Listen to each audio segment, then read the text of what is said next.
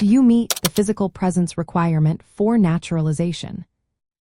Imagine this. You've been living in the United States for several years, working hard, raising a family, and dreaming of becoming a citizen. But before you can take that step, you need to know if you meet the physical presence requirement.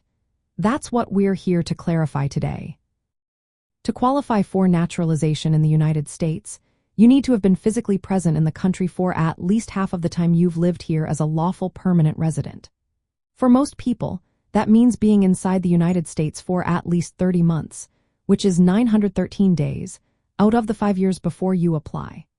If you are married to a U.S. citizen, the requirement is at least 18 months, which is half of 3 years during that period. Being physically present means actually being inside the United States. Just holding a green card or living abroad does not count. If you take trips outside the country, they can affect your eligibility. Trips longer than 6 months might break your continuous residence, which could make you ineligible. Shorter trips are okay, but you need to return within 6 months to keep your status.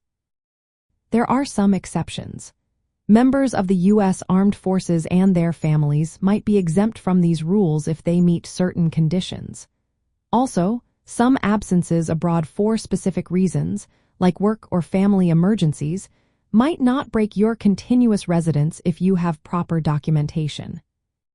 For immigrant parents and families, it's smart to keep detailed records of all your travel dates. Save your flight tickets, passports, and any documents that show your time inside the United States. This proof can help you demonstrate your physical presence when you apply. If you've had extended trips outside the country, it's wise to consult an immigration lawyer to see if you still qualify. You can apply for naturalization up to 90 days before you meet the physical presence requirement, as long as you will meet it by the time of your interview. Remember, meeting this requirement is just one part of the process. You also need to show continuous residence, good moral character, and pass English and civics tests. In summary, making sure you are physically present in the United States for the required time is essential. Keep track of your travel, avoid long absences, and seek legal advice if needed.